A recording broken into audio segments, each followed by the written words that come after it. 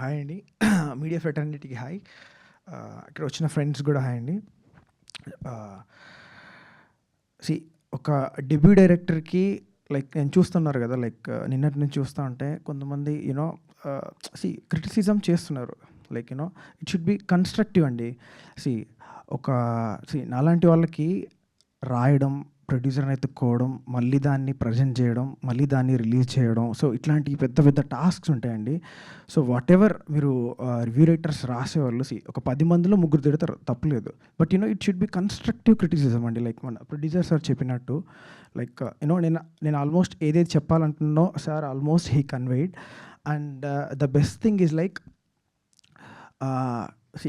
కొంతమంది నెగటివ్గా రాస్తున్నా కానీ లైక్ థియేటర్స్లో జనాలు మాత్రం they are enjoying like anything.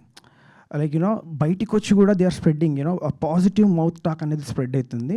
నాకు యూఎస్ నుండి కొన్ని మెసేజెస్ వచ్చినాయి. లైక్ ఆ ప్లేస్ నాకు గుర్తులేదు, somewhere like Delaware and Regal cinemas అనుకుంటా. అక్కడ షో ఫుల్ అయిపోయింది. లైక్ నిన్న నైట్ మాత్రం ఆక్యుపెన్సీ పెరిగింది.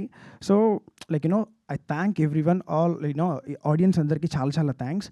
అండ్ ఆల్సో మీరు చూస్తే ఏ సినిమాకైనా కానీ కొంచెం మీరు స్పాన్ ఇస్తే లైక్ ఇట్ విల్ పికప్. మీరు చూస్తూ ఉంటే బ్లాస్ట్ మూవీ కూడా it picked up slowly.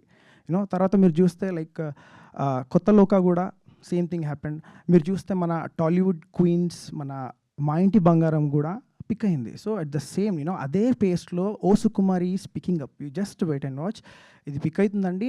And also the family ఆడియన్స్కి మౌత్ టాక్ అనేది స్ప్రెడ్ అయింది and they are queuing at the theaters. Once again thank you so much. అది sir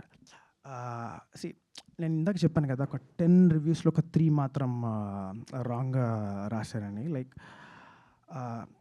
ఎట్లా అంటే సార్ ఒక కన్స్ట్రక్టివ్ క్రిటిసిజం ఉంటే బాగుంటుంది. ఆ ముగ్గురు కూడా like what I felt is like ఏదో కాపీ పేస్ట్ చేసారు టెంప్లెట్స్. సో అది completely creative persons like us నాలాంటి వాళ్ళు చాలామంది ఉన్నారండి ఇండస్ట్రీలో డెబ్యూటెంట్స్కి.